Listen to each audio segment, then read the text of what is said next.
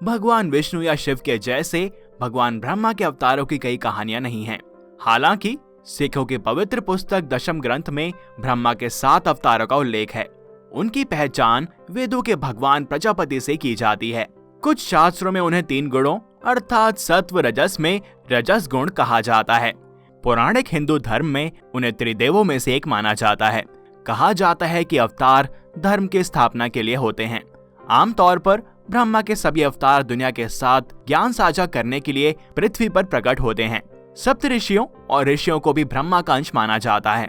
आइए विस्तृत सूची और ब्रह्मा के इन 7 अवतारों से जुड़ी कहानियों पर एक नजर डालते हैं। लेकिन इसको आरंभ करने से पहले यदि आप हमारे चैनल पर नए हैं तो इसको सब्सक्राइब कर लें और बेल आइकन को प्रेस करना ना भूलें और बोलें हरिओम। वाल्मीकि अवतार। वाल्मीकि संस्कृत रामायण के प्रसिद्ध रचयिता हैं, जो आदि कवि के रूप में प्रसिद्ध हैं। उन्होंने संस्कृत में रामायण की रचना की थी। महर्षि वाल्मीकि द्वारा रची रामायण वाल्मीकि रामायण कहलाई। रामायण एक महाकाव्य है जो कि भगवान राम के जीवन के माध्यम से हमें जीवन के सत्य व कर्तव्य से परिचित करवाता है। आदि कवि शब्द आदि और कवि के मेल से बना है। आदि का अर्थ होता है प्रथम और कवि का अर्थ होता है काव्य का रचयिता। वाल्मीकि ने संस्कृत के प्रथम महाकाव्य की रचना की थी, जो रामायण के नाम से प्रसिद्ध है। प्रथम संस्कृत महाकाव्य की रचना करने के कारण वाल्मीकि आदि कवि कहलाए। रामायण में भगवान वाल्मीकि ने 24,000 श्लोकों में श्री राम उपाख्यान रामायण लिखी। ऐसा वर्णन है कि एक बार वाल्मीकि क्रौंच पंक्षी के एक जोड़े को निहार रहे थे। वह जोड़ा प्रेमालाप में लीन था। तभी उन्होंने देखा कि बहेलिये ने प्रेम मग्न क्रौंच अर्थात सारस पक्षी के जोड़े में से नर पक्षी का वध कर दिया। इस पर मादा पक्षी विलाप करने लगी। उसके विलाप को सुनकर वाल्मीकि की करुणा जाग उठी और द्रवित अवस्था में उनके मुख से स्वतः ही श्लोक फूट पड़ा। मां निषाद प्रतिष्ठाम त्वगमः शाश्वती समाहा यत क्रौंच मिथुना वेदकम वद ही काम मोहितम। अर्थात हे दुष्ट, तुमने प्रेम में मग्न क्रौंच पक्षी को मारा है। जा तुझे कभी भी प्रतिष्ठा की प्राप्ति नहीं हो पाएगी और तुझे भी वियोग झेलना पड़ेगा। उसके बाद उन्होंने प्रसिद्ध महाकाव्य रामायण, जिसे वाल्मीकि रामायण के नाम से भी जाना जाता है, उसकी रचना की और आदि कवि वाल्मीकि के नाम से अमर हो गए। अपने महाकाव्य रामायण में उन्होंने अनेक घटनाओं के समय सूर्य, चंद्र तथा अन्य नक्षत्र की स्थितियों का वर्णन किया है। इससे ज्ञात होता है कि वे ज्योतिष विद्या एवं खगोल विद्या के भी प्रकांड ज्ञानी थे। महर्षि वाल्मीकि जी ने पवित्र ग्रंथ रामायण की रचना की, परंतु वे आदि राम से अनभिज रहे। राम राम सब जगत बखाने, आदि राम कोड बिरला जाने। अपने वनवास काल के दौरान भगवान श्री राम वाल्मीकि के आश्रम में भी गए थे। भगवान वाल्मीकि को श्री राम के जीवन में घटित प्रत्येक घटना का पूर्ण ज्ञान था। सतयुग, त्रेता और द्वापर तीनों कालों में वाल्मीकि का उल्लेख मिलता है। इसीलिए भगवान वाल्मीकि को सृष्टिकर्ता भी कहते हैं। रामचरितमानस के अनुसार जब श्री राम वाल्मीकि आश्रम में आए थे तो आदि कवि वाल्मीकि के चरणों में दंडवत प्रणाम करने के लिए वे जमीन पर डंडे की भांति लेट गए थे और उनके मुख से निकला था, तुम त्रिकालदर्शी मुनिनाथ, विश्व बदर जिमी तुमरे हाथा। अर्थात आप तीनों लोगों को जानने वाले स्वयं प्रभु हैं। ये संसार आपके हाथ में एक बेर के समान प्रतीत होता है। महाभारत काल में भी वाल्मीकि का वर्णन मिलता है। जब पांडव कौरवों से युद्ध जीत जाते हैं तो द्रौपदी यज्ञ रखती है, जिसके सफल होने के लिए शंख बजाना जरूरी था। परंतु श्री कृष्ण सहित सभी के द्वारा प्रयास करने पर भी जब यज्ञ सफल नहीं होता तो श्री कृष्ण के कहने पर सभी वाल्मीकि जी से प्रार्थना करते हैं। जब वाल्मीकि वहां प्रकट होते हैं तो वह शंख खुद ही बज उठता है और द्रौपदी का यज्ञ संपूर्ण हो जाता है। इस घटना को संत कबीर दास ने भी स्पष्ट किया है। सुपच रूप धार सतगुरु आए, पांडवों के यज्ञ में शंख बजाए। कश्यप अवतार। कश्यप ऋषि एक वैदिक ऋषि थे। इनकी गणना सप्तऋषि गणों में की जाती है। हिंदू मान्यता अनुसार इनके वंशज ही सृष्टि के प्रसार में सहायक हुए। इनके पिता ब्रह्मा के पुत्र मरीचि ऋषि थे और उन्हें भी ब्रह्मा का अवतार माना जाता है। कश्यप ऋषि प्राचीन वैदिक ऋषियों में प्रमुख ऋषि हैं, जिनका उल्लेख एक बार ऋग्वेद में भी हुआ है। अन्य संहिताओं में भी यह नाम बहुप्रयुक्त है। इन्हें सर्वदा धार्मिक एवं रहस्यात्मक चरित्र वाला बतलाया गया है एवं अति प्राचीन कहा गया है। ऐत्रेय ब्रह्मांड के उन्होंने विश्वकर्म नामक राजा का अभिषेक कराया था। ऐत्रेय ब्राह्मणों ने कश्यपों का संबंध जन्मेजय से बताया गया है। शत ब्राह्मण में प्रजापति को कश्यप कहा गया है। सयत कुर्मो नाम प्रजापति ही प्रजा सर्जत, यद सर्जत अकरोत तदियत करोत सस्मात् कूर्मः, कश्यपो वे कुंसर्थ स्मादाहु सर्वः प्रजा कश्यपः। महाभारत एवं पुराणों में असुरों की उत्पत्ति एवं वंशावली के वर्णन में कहा गया है कि ब्रह्मा के 7 मानस पुत्रों में से एक मरीचि थे, जिन्होंने अपनी इच्छा से कश्यप नामक प्रजापति पुत्र उत्पन्न किया।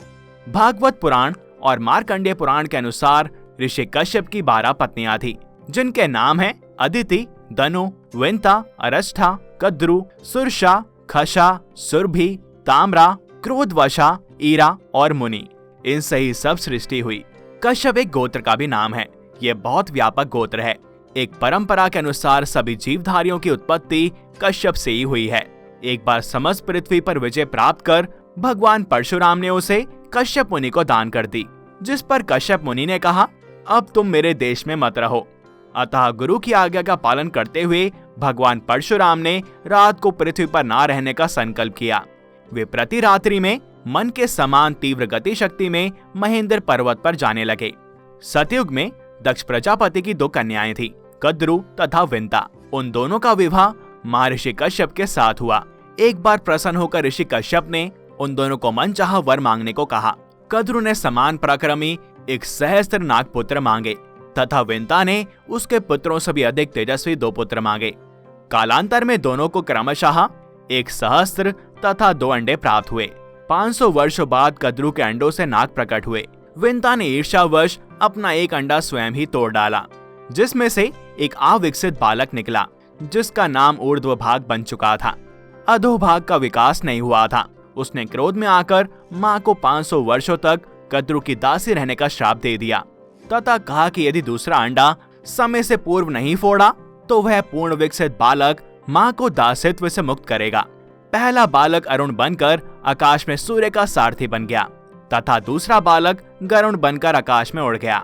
विंता तथा कद्रु एक बार कहीं बाहर घूमने गईं। वहां उच्च श्रवा नामक घोड़े को देखकर दोनों की शर्त लग गई कि जो उसका रंग गलत बताएगी वह दूसरी की दासी बनेगी।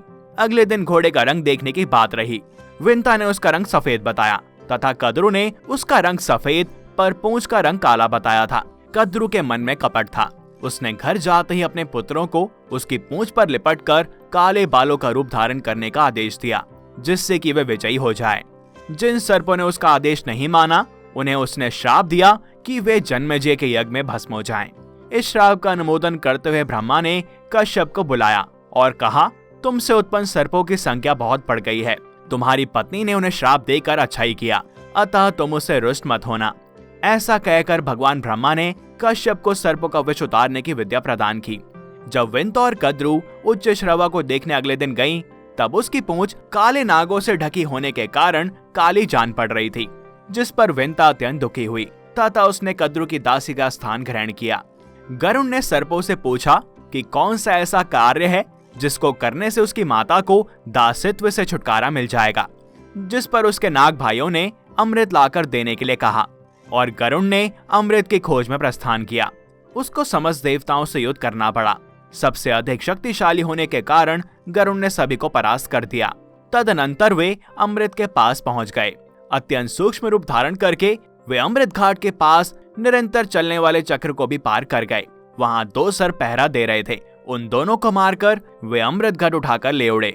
उन्होंने स्वयं अमृत का पान नहीं किया था। यह देखकर भगवान विष्णु ने उनसे प्रसन्न होकर उन्हें वरदान दिया कि वे बिना अमृत पिए भी अजर अमर हो जाएंगे तथा विष्णु ध्वजा पर उनका स्थान रहेगा। गरुण ने विष्णु का वाहन बनना भी स्वीकार किया। मार्ग में इंद्र मिले और इंद्र ने उनसे अमृत कलश मांगा और कहा कि यदि सर्पों ने इसका पान कर लिया तो अत्यधिक अहित होगा, जिस पर गरुण ने इंद्र को बताया कि वह किसी उद्देश्य से अमृत को ले जा रहे हैं। जब वे अमृत कलश कहीं रख दें, इंद्र उसे ले लें। इंद्र ने प्रसन्न होकर गरुण को वरदान दिया कि सर्प उसकी भोजन सामग्री होंगे। तदनंतर गरुण अपनी मां के पास पहुंचे। उन्होंने सर्पों को सूचना दी कि वे अमृत ले आए हैं। सर्प विंता को दासित्व से मुक्त कर दें तथा स्नान भी कर लें। गरुण ने कुशासन पर अमृत कलश रख दिया और जब तक सर्प स्नान करके लौटे तो इंद्रदेव ने अमृत चुरा लिया था, जिसके बाद सर्पों ने कुशा को ही चाटा, जिससे उनकी जीभ के 2 भाग हो गए। अतः वे द्विजीवी कहलाने लगे। इंद्र को बालखिल्य महर्षि से बहुत ईर्ष्या थी। रुष्ट होकर बालखिल्य ने अपनी तपस्या का भाग कश्यप मुनि को दिया तथा इंद्र का मद नष्ट करने के लिए कहा। कश्यप ने सुपर्णा तथा कद्रु से विवाह किया। दोनों के गर्भवती होने पर वे उन्हें सदाचार से घर में ही रहने के लिए कहकर अन्यत्र चले गए। उनके जाने के बाद दोनों पत्नियां ऋषियों के यज्ञों में जाने लगी। वे दोनों ऋषियों के मना करने पर भी हविष्य को दूषित कर देती थी, अतः उनके श्राप से वे नदियां यानी कि अबगा बन गईं।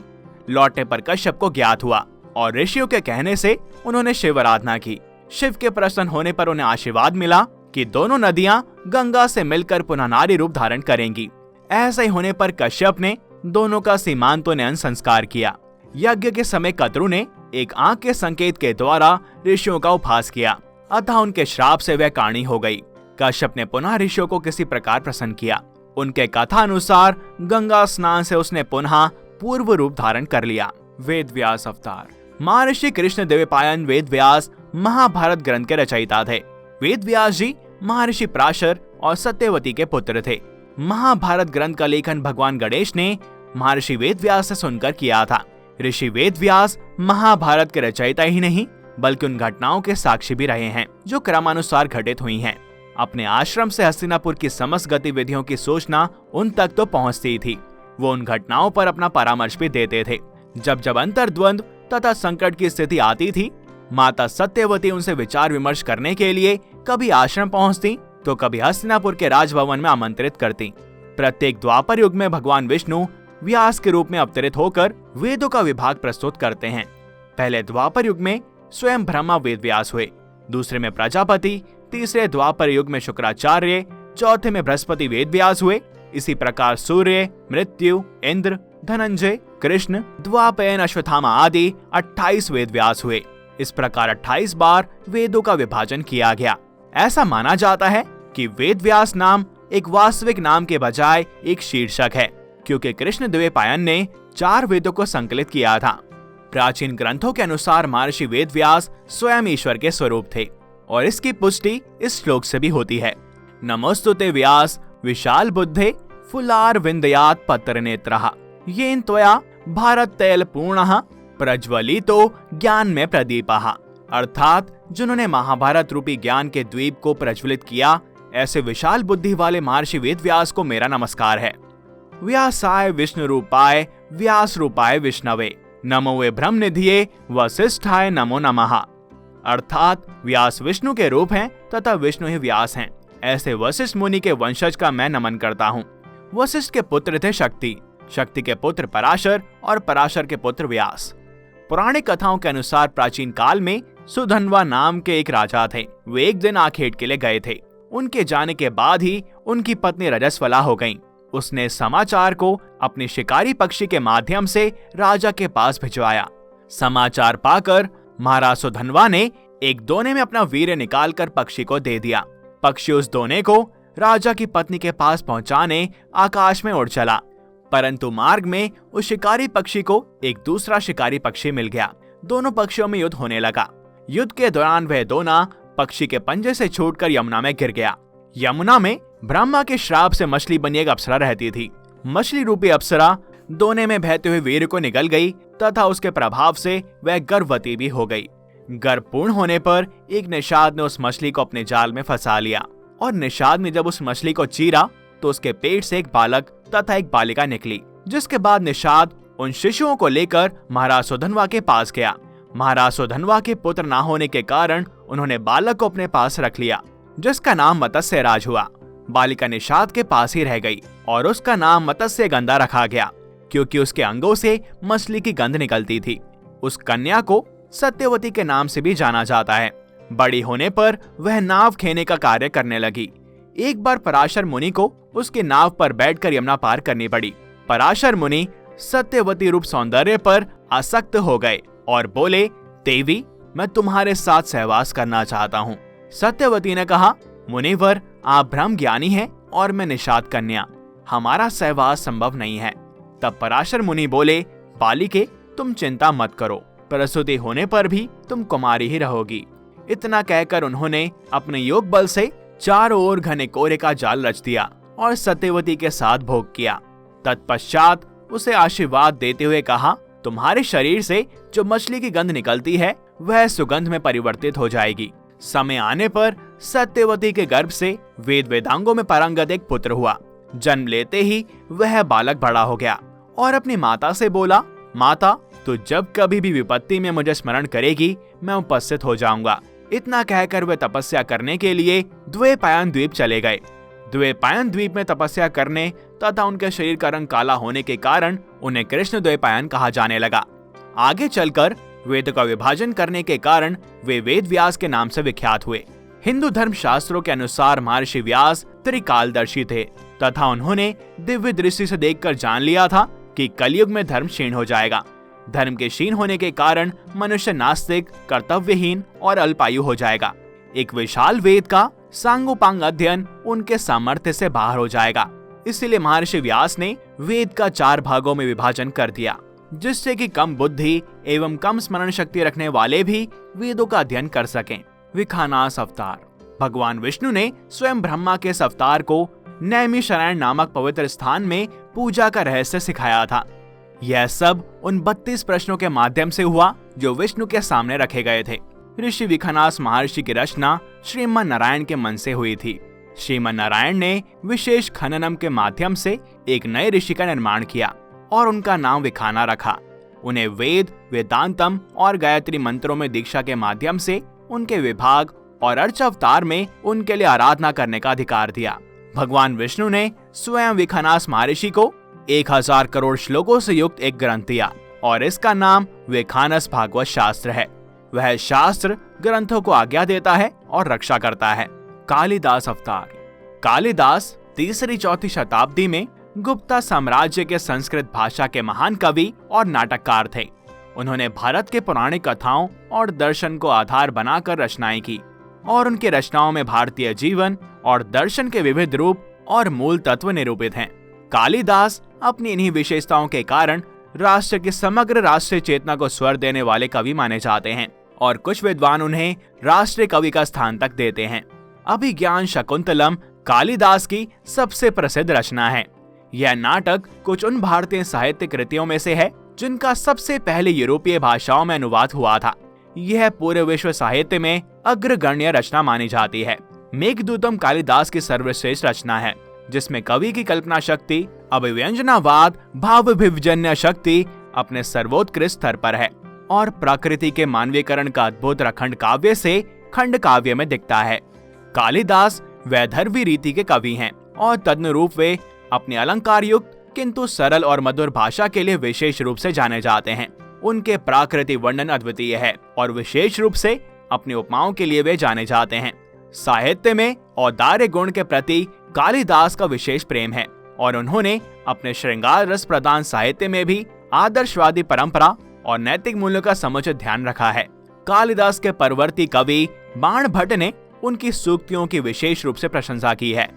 चंद्र अवतार। एक बार मांडव्य नाम के एक पवित्र ऋषि ने कौशिक नाम के एक ब्राह्मण को श्राप दिया कि वह सूर्योदय के समय तुरंत मर जाएगा। हालांकि कौशिक की पत्नी अनुषा के पास अलौकिक क्षमताएं थी। क्रोधित होकर उसने सूरज को रोक दिया ताकि वह कभी ना उगे। त्रिमूर्ति ने अनुषा से सूर्य को रोके रखने का अनुरोध किया। बुद्धिमान अनुषा ने एक मौका लिया और उससे मांगा कि यदि त्रिमूर्ति उसके गर्भ से अवतार लेंगे तभी वह सूर्य को मुक्त करेंगी। भगवान ब्रह्मा ने स्वीकार किया और चंद्र या चंद्रमा के रूप में जन्म लिया। दत्तात्रेय अवतार। ये ब्रह्मा के सबसे जानकार अवतारों में से एक थे। साथ ही उन्हें दुनिया का पहला शिक्षक भी माना जाता है।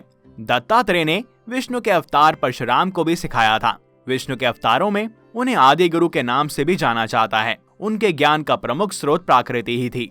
दिलचस्प बात यह है कि उन्हें एक ही बार में ब्रह्मा, विष्णु और महेश के अवतारों में से एक माना जाता है। तो ये थे भगवान ब्रह्मा के 7 अवतार। इस वीडियो में इतना ही। अगर आपको ये पसंद आई हो तो इसे लाइक करें और अधिक से अधिक शेयर करें, जिससे कि हम प्रभु की ऐसी कथाएं ज्यादा से ज्यादा लोगों तक पहुंचा पाएं। साथ ही चैनल को सब्सक्राइब और बेल आइकन को प्रेस करना ना भूलें। मिलते हैं आपसे अगली वीडियो में और भी अद्भुत कथाओं के साथ। तब तक के लिए हरि ओम।